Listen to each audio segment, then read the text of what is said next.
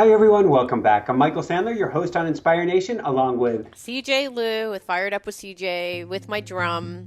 Ooh, woohoo! If you've ever felt stressed, anxious, or overwhelmed, then do we have the calm inducing show for you? Today, we'll be talking about all things calm, how to relax, feel better, keep from getting overwhelmed, and stay out of that fight or flight state that turns our brains to mud. That plus we'll talk about the power of water, the shock of shipping, calendar mavens, kitty exercise, the beauty of hammocks, what in the world is bear time, exotic desserts, and cattle nine tails and Kermit the frog, that is. So welcome to the show, CJ. Are you ready to I shine? am ready to shine. So Woo! before we dive right into things, when's the last time you felt overwhelmed, CJ? Can we say 3 minutes ago? Okay.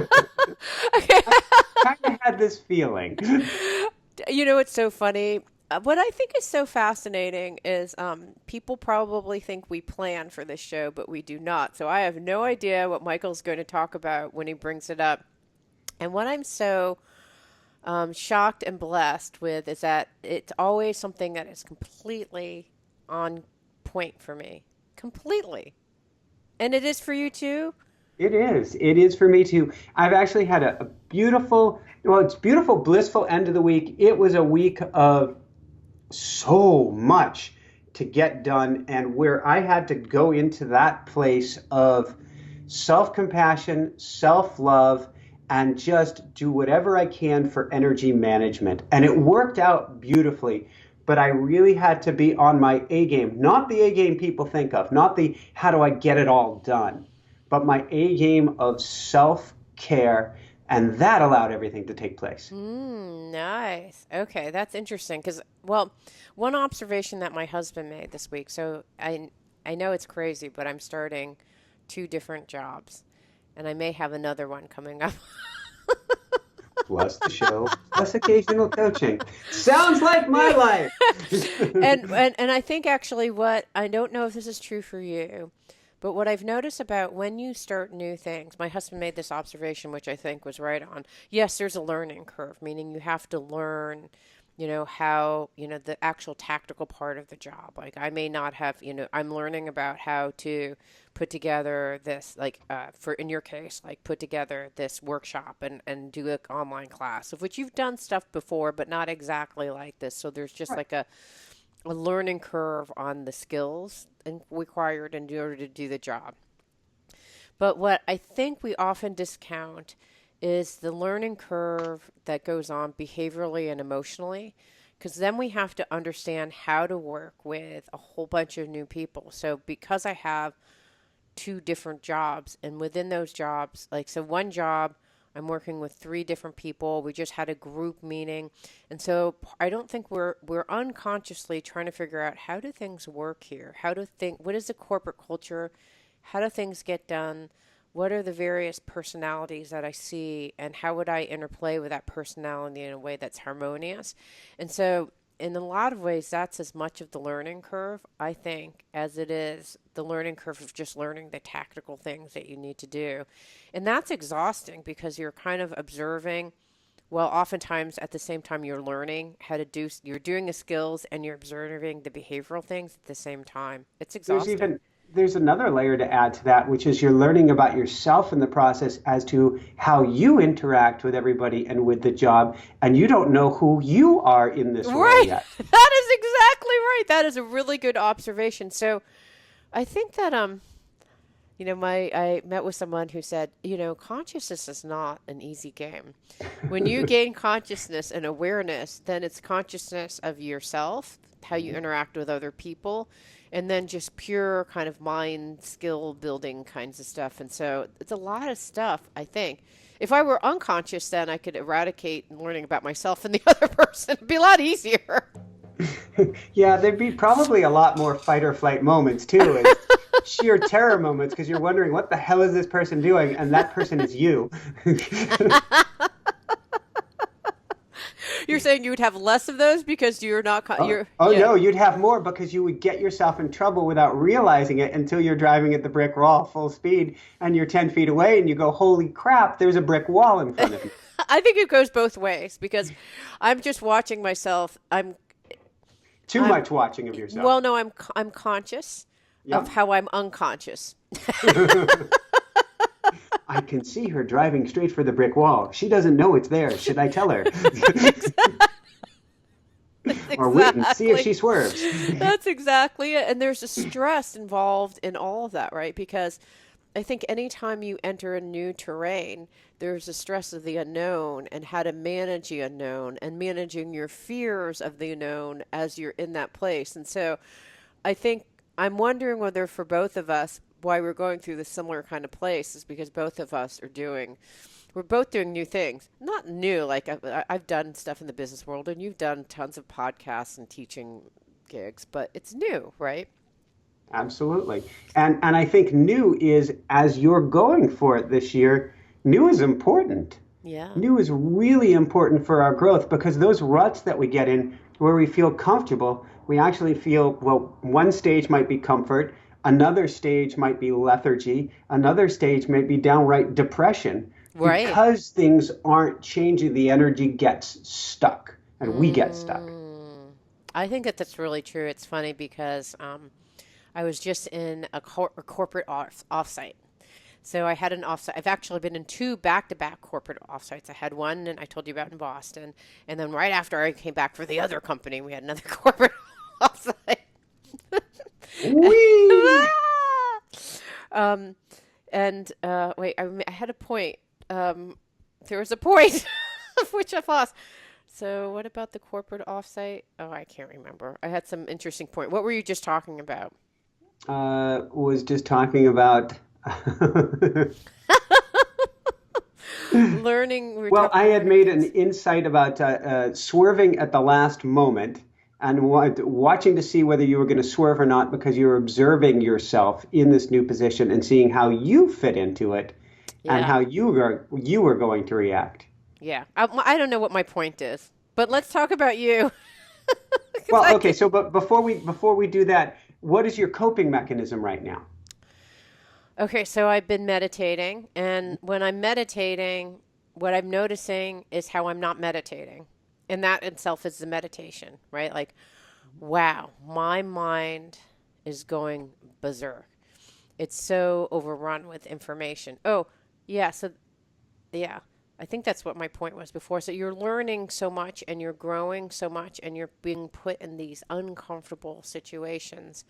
And that is a type of growth. And, you know, Joe Dispenza talks about if you just do the same thing over and over again, your brain just starts working in these similar kind of patterns. And so you're just not used to working in these new patterns. And so when you're exposed to new people, new situations, your brain is forced to kind of do a reboot, so to speak, like draw from previous information on how you used to work, which I'm now trying to do. Like, this is how I used to work in a corporate environment.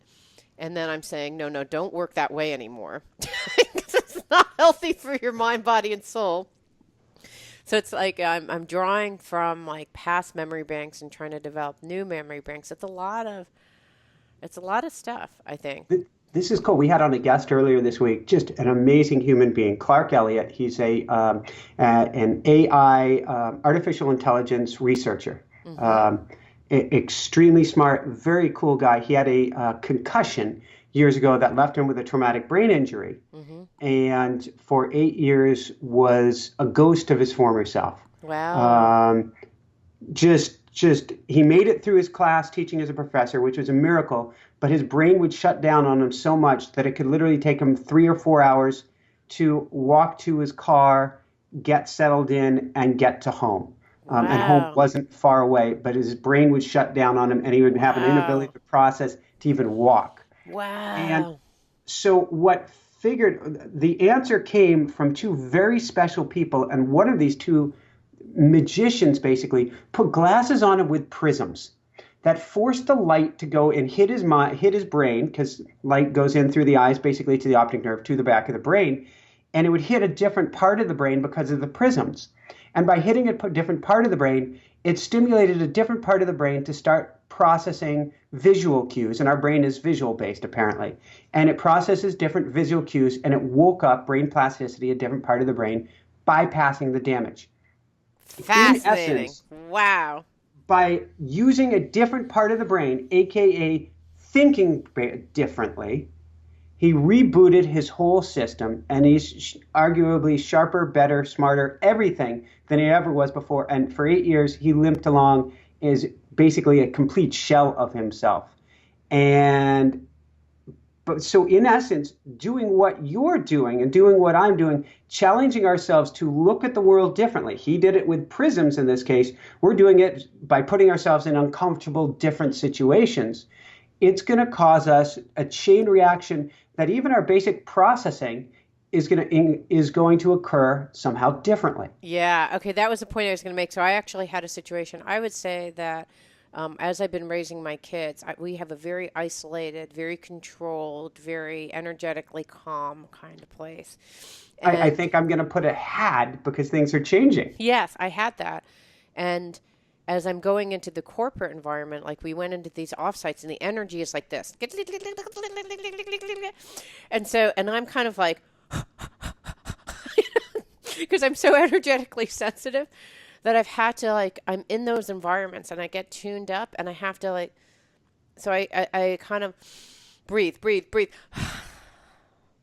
have to remember to breathe because you get so I get with my sensitivity to energy so overwhelmed with the energy, but it's subtle thing.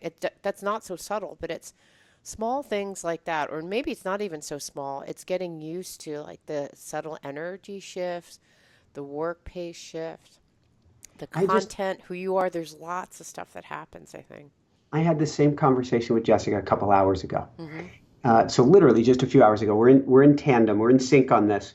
And what I was noticing is I can get myself in a really, despite, gazunga workload, I can get myself in a very blissful pace as I'm reading the book. I've got the interview coming up. I'm not sweating it. I'm doing my list. But then if she brings me, there's this meeting later today. Are you prepared for that? All of a sudden, my brain will go, geek.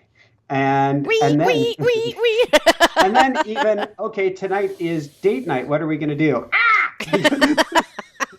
and I go, while I'm processing something, because I'm working on, even if I take a break to go eat and be present with my food, I don't want to do other troubleshooting. It's like giving me a math problem at that point. And my brain goes, wait a sec, we were working on this other whole equation over here. You really want to throw that in? And what I said to her afterwards, because first I said, try not to give me those situations while I've taken a break, I'm eating a meal with you, but I'm still working on the interview, even if I'm not present, or even if I'm present with the meal, it's still there. But then I stepped back and I said, in a work environment, in a corporate, like what you're going through, you can't tell that to people. They're going to think you're insane. Right. And I realized that, well, okay, it's not ideal for me to be, for instance, for any of us, to look at our email 24/7. I think it's a big challenge that we all have, that people don't realize the ramifications of going, I need to focus on this. First, let me check my email and completely derail my brain. Right. So, but while we want to, in a sense, shut off that pipeline for a while, things will still come in and we need to be able to handle them. Yep. So what I told Jessica is the next time this comes up and you hand me something that I go, I wish you hadn't give that now, we need to come up with a cue word. Maybe that cue word is test. Mm-hmm. And maybe there's another cue word for it. But what it means is, Michael, I want you to be present that while you say you don't want this, realize if you view it differently, you can actually use this as an opportunity to strengthen the wiring mechanisms of your brain. Mm-hmm. To say, oh, wait, this is a test. This is a challenge for me. I don't have to do perfect with it right now. But instead of going, no, no, no, if I go, okay, I can work with this, I think it'll shift it on its head. Mm-hmm. I think it's funny because I'm doing something very similar where the ego, the brain loves problem solving, right? So when you're in these new places, a lot of times is, how am I going to do this? How's that going to work? How's this going to fit with that? And it's like this kind of constant kind of figuring stuff out because the brain loves doing that. So when that happens, when I'm running, I'll say change, stop, or I'll do something to stop the Yeah. process, and I'll say stop, look at the tree. I'll just look at the Ah, tree. I used to have the greatest tree running Yeah, meditation where you'd focus on the tree and I'd send the tree love till I get to it. And then I'd bring my attention to the next tree and send that tree love till I get to it to keep that right, to keep the discursive focus. thoughts from. Right, yeah. It's about stopping those discursive thoughts because they'll just run the show. They'll run. And it's funny because I was talking to a dear friend of mine, and she said, it's you've had all those your discursive thoughts have been like there all along, running at 1,000 miles per hour. It's just when you do consciousness work, you're aware of it. So it's not as if you've had more discursive thoughts. It's just that now you're aware of the discursive thoughts. And I would argue that I probably have an amped up ego that's now kind of trying to like, oh, am I back in charge now? Let me see if I can go figure all these problems out. There's Um, a term for it I have. It's an interesting term. I can't believe I'm sharing it on here, but mental masturbation. yeah. So that brain Oh, just absolutely. Love it, right? It's like, oh, I'm so happy. Let me go mentally crazy here. That's what's happened, right? And it feels good for your brain, but probably awful for all the rest of you.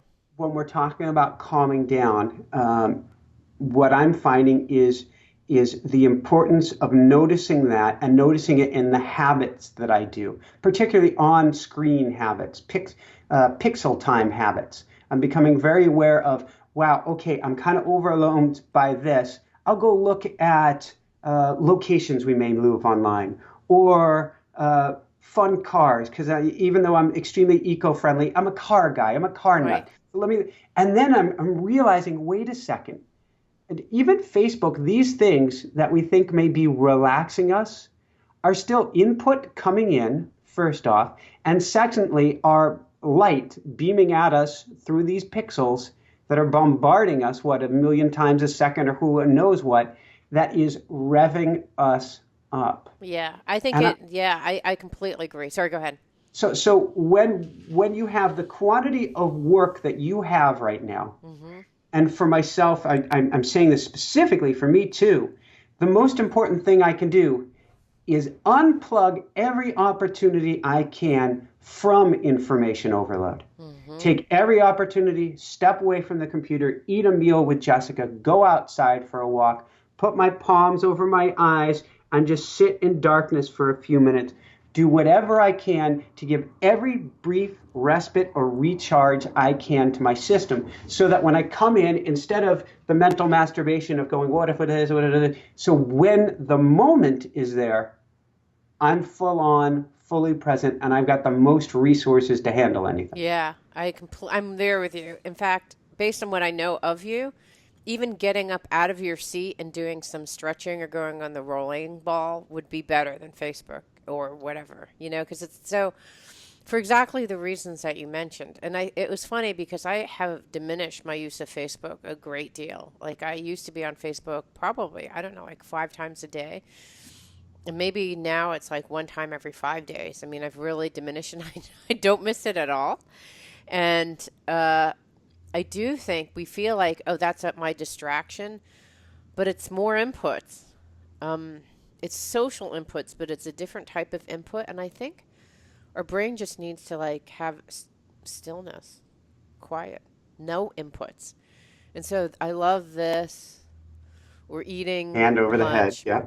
Well, that's what you said you did, right? Or Well, eating lunch. this one I learned from Meir. He was you've had him on the show for eyes.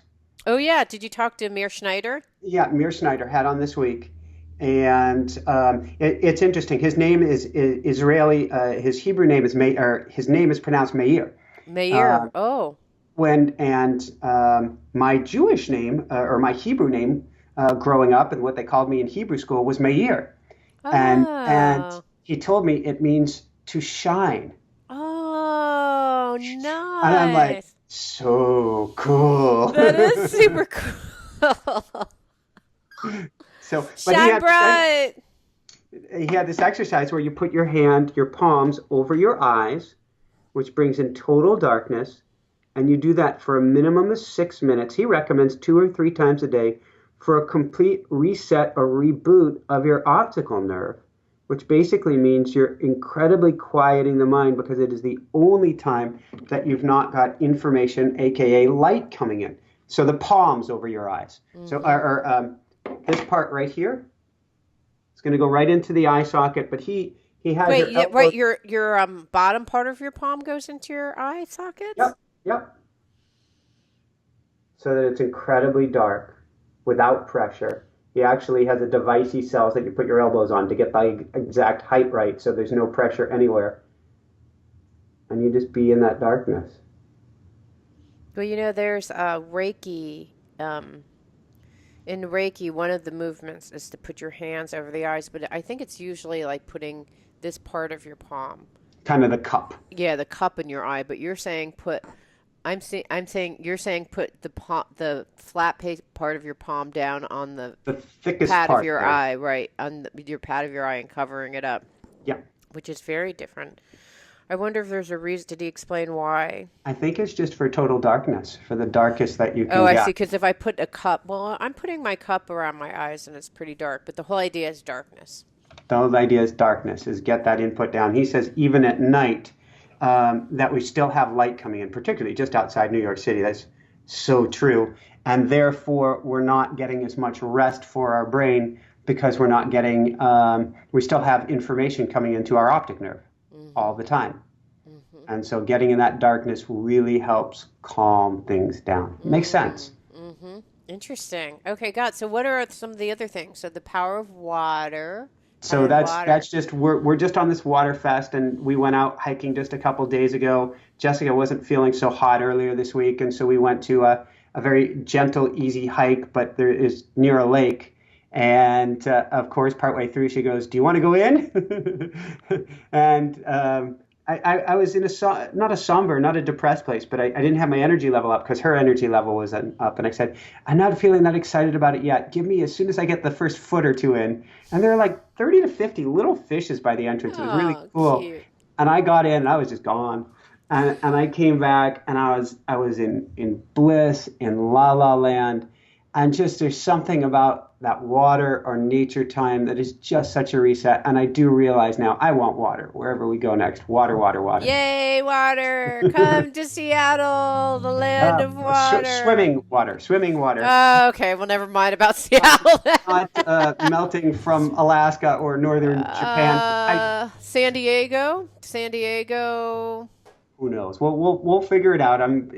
It's coming quickly because it leads to another one, the shock of shipping. Yeah. Which is when we left Maui, Jessica was very sick. We were just kind of walloped in every direction. Right. And when we had to go, we had to go. And her body was in this massive fight or flight state. We didn't realize the house was filled with mold and her body couldn't take it anymore.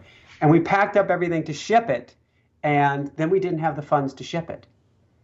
And so it made it to the shipping store, and from the shipping store, a handful of prized possessions and random stuff made it here. And then the rest made it to a friend's house. And the friend, as of this week, needed the space for something else and said, "I need to ship this to you right away." Oh, my gosh. And so it made its way back to the shipping store. Apparently, we were completely out of our minds when we went to ship it the first time because this cost quadruple or quintuple what we thought it was going to cost. Oh, no. And once it's at the shipping store, there's nothing you can do. We don't. Right, you got to ship it. And so the day that it shipped, Jessica, the weather was terrible outside, and Jessica had a cold, and it was this weird deja vu moment of being right back, rainy upper Hawaii on the side of a volcano, which is where we lived, kind of spooky, moldy, misty, humid, Jessica sneezing, needing to be in bed. There are all these boxes. And it was this wild flashback, deja vu Wow, thing, yeah. which is part of our path to move to the next place. And these pieces, just like we're discovering the water, what's going to be a piece, going through getting our old stuff settled is going to allow us to move forward. And when you step back and you can realize the synchronicity, even in the pain of the moment of, oh, wait, this is a doorway for us. This is clearly, I can see it in the moment. Everything's being replicated here for a reason. then you can step back out of that panicky, I've got to make a decision fast. Sort of like it's at the shipping store, he's calling us, what do you want to do? I've got to have it shipped by tomorrow morning or blah, blah, blah. And you're going, okay, I see this for what it is. Right. Therefore, I can be calmer in the moment because I can recognize what's going on. And it gives you the ability to step back, if not make the best decisions. The best decision I could come up with is when you move, stuff happens that's Right. out of your control. You're going to spend more, absolutely. You're going to spend money that you wish you didn't have to, but you're going to have to. Right. It's part of the uprooting process. Right. And so I'm going, okay, I can see it part of the process. I can be a lot more at peace with it. And then I went, okay, angels, spirits, guides, higher self, help me out here. I'm not above asking for help. I'm like, you got me into this situation. Yeah. You help get me out. And what happened? Everything's being shipped here.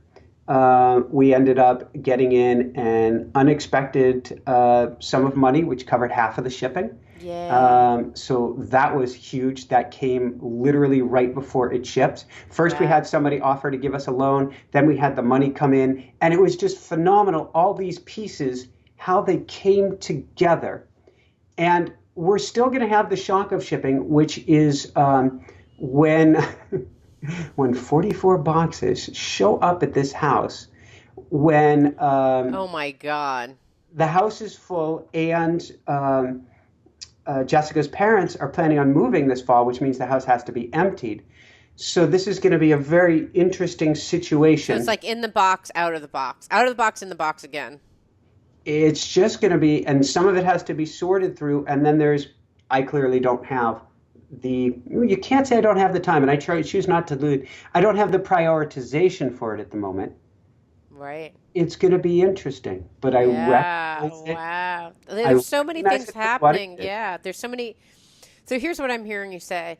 So the topic of the show is how can you be calm in the state of chaos or stress that's Yes. happening around you? And if I were to describe what you did in the situation with the boxes, is what you did is you related to it differently, right? You could just say, why is this happening to me now? I don't have enough time for this. Why are these boxes? Oh my God, it's so expensive. Where are we going to get the money? Right? Like that's kind of a very typical way. And maybe you reacted in that way too, initially.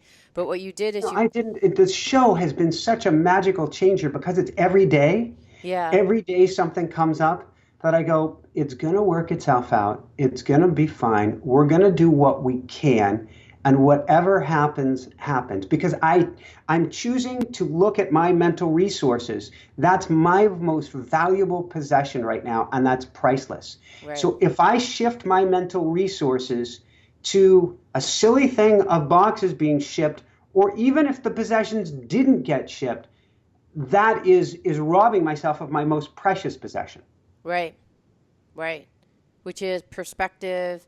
In the case where you were able to take, instead of focusing on the boxes and all the things related to the boxes, the money, what are we going to do with those 40 boxes? I mean, you hear it, like, and you see it, and you know it's part of the reality. What I saw was interesting is that you just looked at it in the meta picture to say, this is all just visual proof that our life is in a transitional state right now. And it's about integrating the past with the current reality and figuring out what our new vision for the future is, right? Because it's beautifully put. Right? Because that's true of anything, right? So for me, I could use that same, and I bet listeners can too, think about what's happening in your life. There's like some past baggage. So for me, it's my previous corporate life and the way that I did things when I was unconscious. And all those bags that got shipped into my house and landed on my porch. And I was like, ah! And now I've been thinking, well, okay, I have all those boxes. They just landed into my house. And I need to figure out what parts I still integrate because there's actually a lot of beautiful things that happen from those experiences. But I was unconscious during that time. And I did things and treated people and treated myself in ways I didn't like. Mm-hmm. So now how do I bring those bags in take a different perspective instead of going, oh, why am I doing this? Oh my God, why are those boxes arriving? Saying, okay, I have, and I actually arrived at a similar place, different words, but similar place where I thought, why is the universe bringing this to me? I don't get it. I'm having some unpleasant feelings right now about this job. Why is the universe making me struggle? Isn't it supposed to be like wonderful and unicorns and puppy dogs? I'm like, ah! And then I thought, oh, wow, isn't that interesting? And I'm like, what is happening? So I literally was sitting in bed for 2 hours silently. I got up and my mind just started rushing. And I thought, now that's interesting. What are you rushing around about? And I said to myself, well, I'm rushing back because of this and this. I'm trying to plan this, blah, blah, blah, blah. I tried to meditate, fruitless. I mean, it was just the most awful meditation. I probably had like 20 seconds of clarity, and the rest of the 2 hours was just my mind cycling around. And then I thought, okay, well, I meditated. That's it. Check. I moved on. Very good.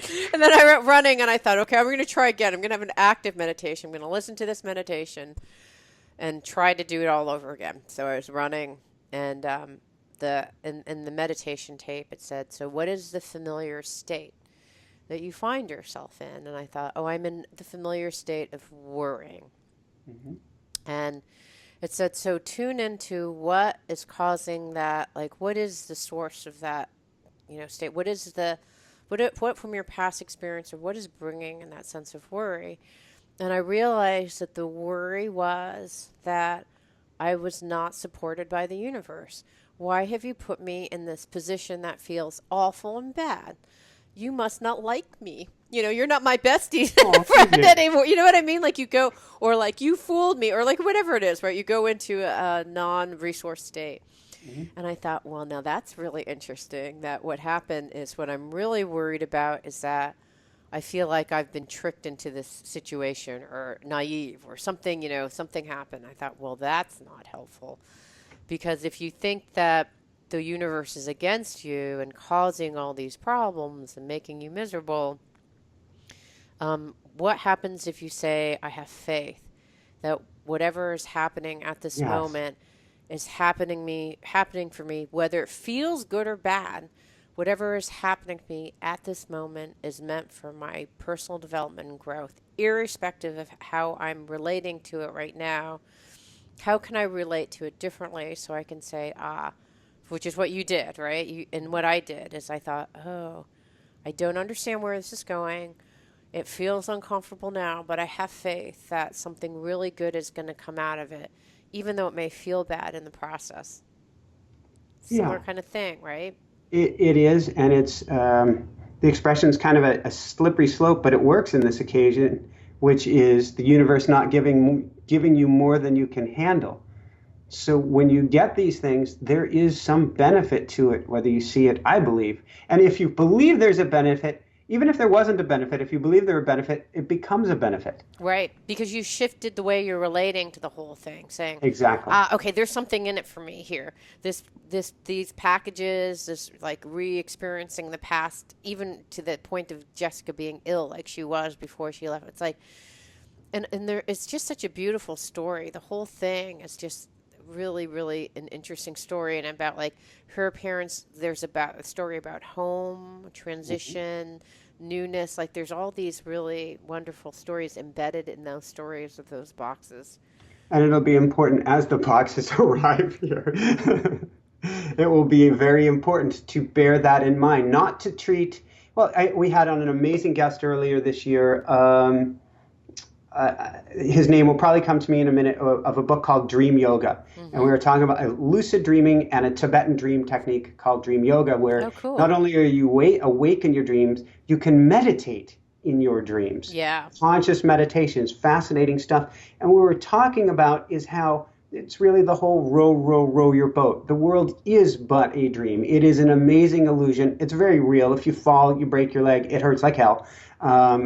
I've seen this one, but there is a transitory, a filmy, not real quality to it as well. Sort of like this conversation seems very real in the moment, but tomorrow it's going to seem like just a memory. Right, like a dream.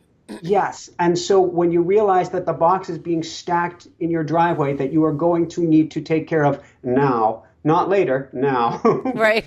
you're not going to get as tied to that situation, realizing this is just another part of the dream, of the play, of the theatrical experience that is my life I'm going through. Right. And that really takes the tension down. In fact, you could even laugh at it. You could look Right. at this mountain of boxes Right. coming over from halfway across the Pacific that you weren't planning on right now and go, ha, ha, oh boy.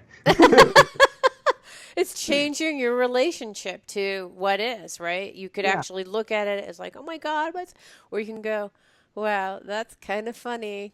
This is the worst dream ever. Please wake me up. Please don't rain until I figure out where the cardboard is going.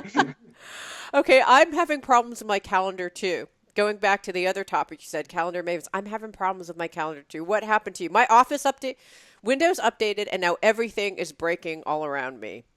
So we were having more of we needed to figure out because we're hitting an overload on Michael, how to get Michael's calendar more efficient. Right. And so Jessica, who has just left her part-time job, that was kind of her solace. She needed that for a while, and now she's like, "Let's do this thing." Although she goes, "Promise me you will help make sure that I'm out and social each week." And Right. so far so good. She took over my calendar, Oh, and Jessica did, not Aya. Jessica Oh, did. Well, oh, Aya is she is absolutely amazing, and she's in charge of guest scheduling, coaching clients, anybody that's an external scheduling, a booking. She does that, and absolutely amazing. Jessica's micromanaging me now, oh, and okay. while that is for my ego very challenging. I've given her carte blanche. I said, I may whine and complain once when you tell me to do something, but then I'm just going to go ahead and do it. And Right. so I'm going to relax into this. She will have to learn how I am at times because something will be on the calendar and all of a sudden I'm in a lake or walking because but I but love it. barring that, and I'm afraid to look at my calendar. I just ask her at the moment what the next thing is because when I did look at it, she color codes everything, which is supposed to make it easier for me. Oh no, that's It the worst. it That looks like makes him give you a this headache. Tetra's gone bad, but we will make it work. I love it.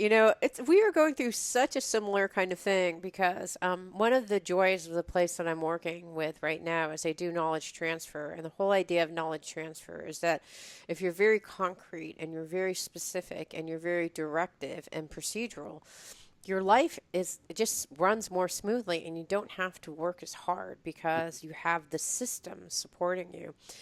And I think that that's what, but it's hard because freedom is a high value of mine, and I feel like I'm in a playpen. It's like Yes. I used to be like a dog in a dog park, like a dog park that I could run free in. And now I'm in a playpen where I'm like have small little bits of something, and someone's telling me what I need to do, and like feed spoon feeding me, like little things of applesauce. But it's part of the process that they have, and I want to learn it. But it's really hard because it is it, and it's exactly for the reason why you mentioned because it's your ego.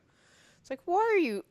I can run in the dog park. Why are you putting me in the playpen? I am not a baby. But then it's like, yeah, it's nice to be a baby. You just get held all the time. Well, No that's one it. I'm expects going to whine and anything from complain, and you. then I'm just going to do it. Exactly. Enjoy being a baby. I think that's a different way of relating to it, right? Instead of, I'm actually speaking to myself, not even you. I'm talking to It's myself. breathing into it. It's just relaxing into it and Yeah, realizing the isness of the experience. right. Yeah, it is what it is. And there's actually merits to being, like I said, babies are great. Like babies' lives are awesome. Like you don't They have to get do whatever they anything. want when they want it, Yeah, you get relatively. fed when you want, you get your diapers changed, you sleep all the time, people hold and coo at you. Like, that's a pretty good life. Like, okay, I accept it. Where's the cooing? Okay, and what's happening with your kitties? What are your kitties doing to you Uh, now? Well, our older kitty has been working through some arthritic challenges, and Jessica's been doing some amazing healing work, and she's reading a book on energy healing right now, and she's been doing this stuff. It's just been confirmation. It's really cool, but he needs Yes. more exercise. It's either use it or lose it. And Oh, he was an outdoor, semi-outdoor kitty till we moved off to Maui. Now outside New York City, he's an indoor only kind of guy, yeah. and he's very chillax. So much that I don't need to get up. But then when he does get up, he's like, oh. And so what I've been doing is I've been engaging him. Okay, sorry. That's okay. What exercises are you giving? I just imagine your cat on your roller ball or on your tennis ball or whatever kind of That was thing. our coyote. So when her hips were starting to go on her, Jessica had the magical idea of feeding Pumpkin up at chair height or table height Hmm. so that she had to be on her hips to get food. Wow, that's And a great so idea.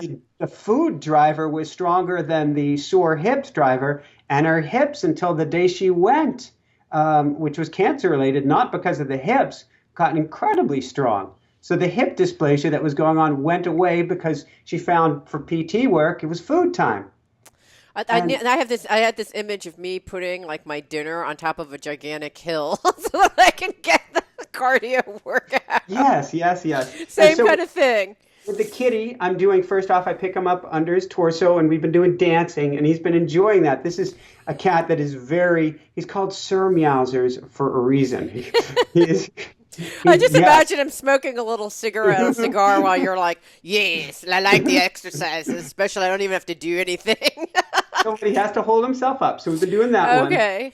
But then when he wants food and he gets fed upstairs, um, so when he wants food and he calls for food and he's upstairs, the food is downstairs in the fridge. So I pick him up, scoop him up under my arm, bring him Right. downstairs, get the food, bring the food back upstairs.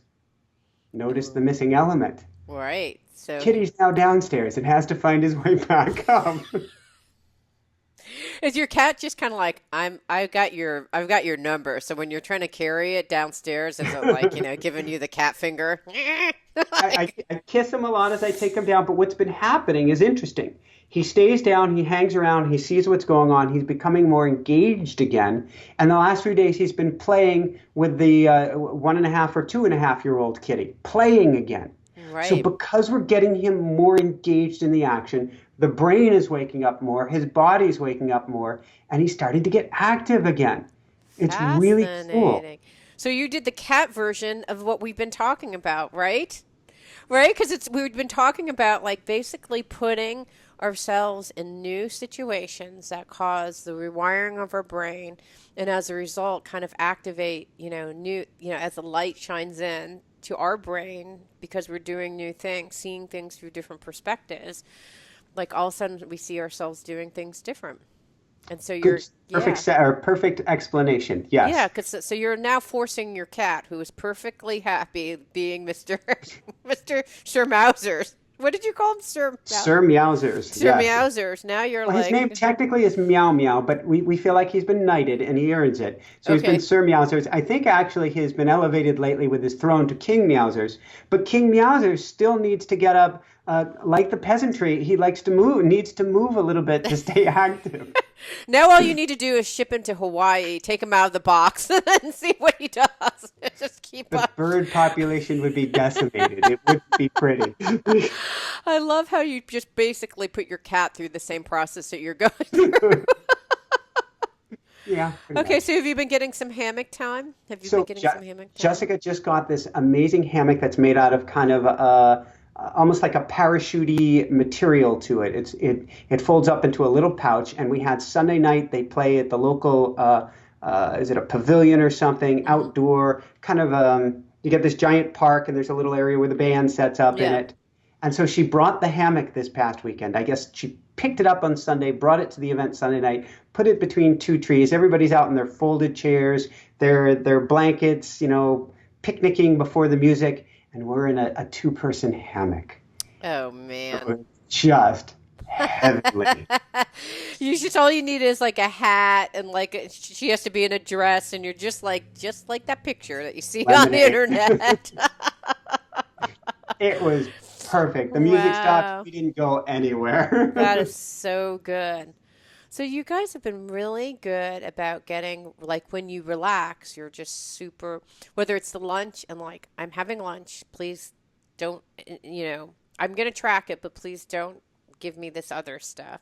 Yeah. Yeah. Or when you're in or forcing, so that, no, here's what I'm hearing. Your strategies, you're either forced to relax, where just it's like, go for a swim, and you're like, meh, 1 foot at a time, meh, and you're like running around the water. So either forcing yourself to relax, or basically really when you are relaxing, really dropping deeply into the relaxation. That's what I'm So hearing. Yeah. Or there, changing your state of mind to create in your mind a space and a different way of relating to it so the stress is removed. That's your absolutely. strategies. Am I right? Oh yeah, I would agree. I don't think I kicked and complained that much before getting in the water, but yeah. You said you were grouchy. Didn't you say you Uh, were grouchy? Not so much grouchily as in just didn't have the energy. I'm like, I don't really appreciate it yet, but I have a feeling when I get in. And sure enough, and this actually leads to what I have another thing down. What in the world is bear time? There was one day Jessica wasn't feeling up for getting out to the trail. She wasn't feeling so well. It was getting later in the morning. It was really almost too late for me to get out to the trails because I have an interview coming up. And so I had to force myself out the door, but I Mm, know that nature is really where I'm going to relax the most, and that is it's as important for me as any bit of work I could do, as any reading prep time, anything. And so I got myself out to the trails, and lo and behold, I'm running along, and I was doing some exercises. So I was running with my glasses off. I'm going to work to get rid of these things. They're gone. Within the next year, they're gone.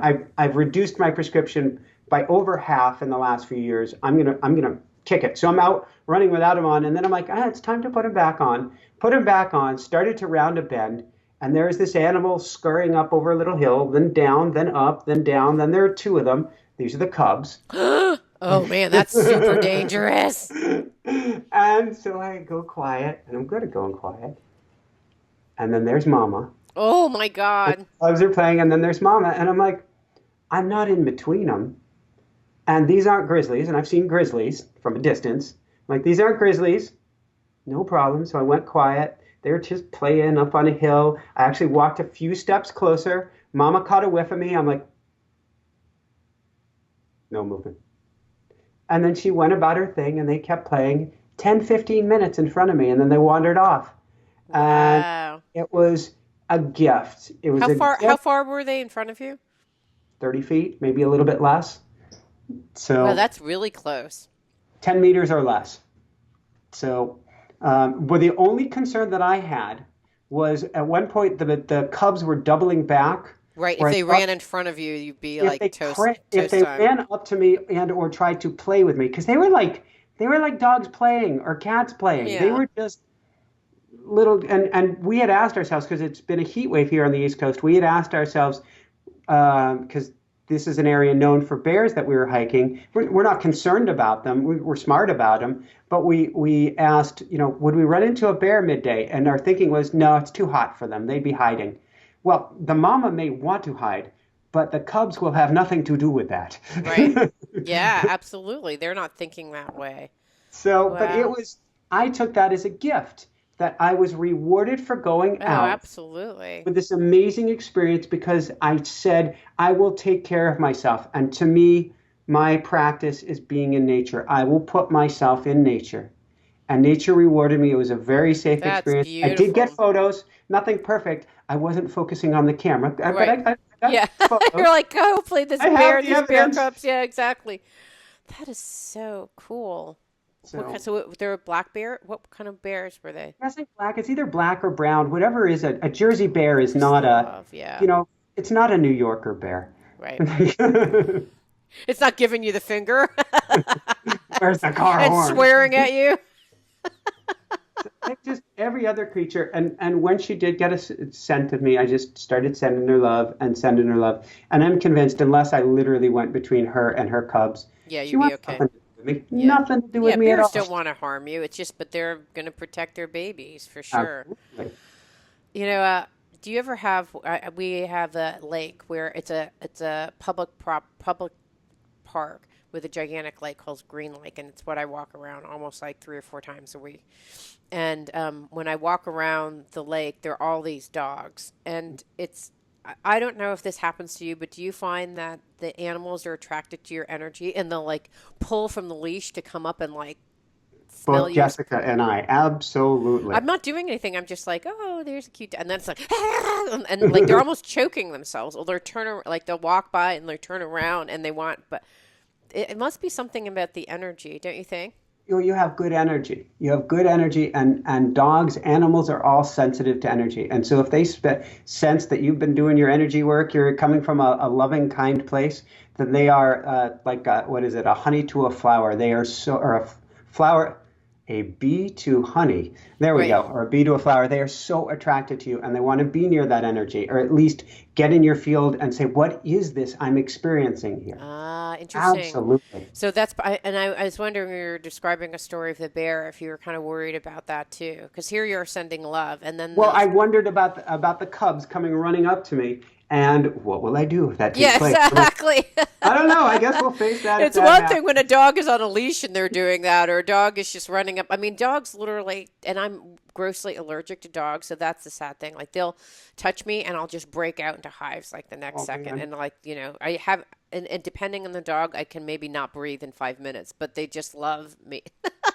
They jump on top of me. And I've got an inner dog that's just barely hidden, just like inches below the surface. I mean, Yeah. I told you I literally wag when Jessica comes home. So when dogs see me, they're like, dog, and I'm like, dog. I'm like, dog. The only thing I don't do is sniff their butts. Everything else I'm there with. A ear in All my right, mouth. on that note. I think this is good for today. So, for everyone out there, this is Michael Sandler and CJ Lou. saying, be well, have fun, step back from whatever's going on and see that it isn't as serious as you think. And shine bright. Woo! Thank you. Love it. Okay, I have to scoop. Thank you, thank you, thank you. I just love how our lives are so synchronized. That was perfect. It's interesting right now. All right, and I have no idea. There was a really Se- good point that I was going to make, and it just Sorry. All right, send me the information on when you want to meet, and I'll meet, and we'll go over how to upload stuff. Okay, sounds great. Bye. It means so much to me that you're listening to the show, and would love your support in any way by giving me comments below, or to subscribe to the show or share the show with friends. Thank you again for your support. Love and blessings.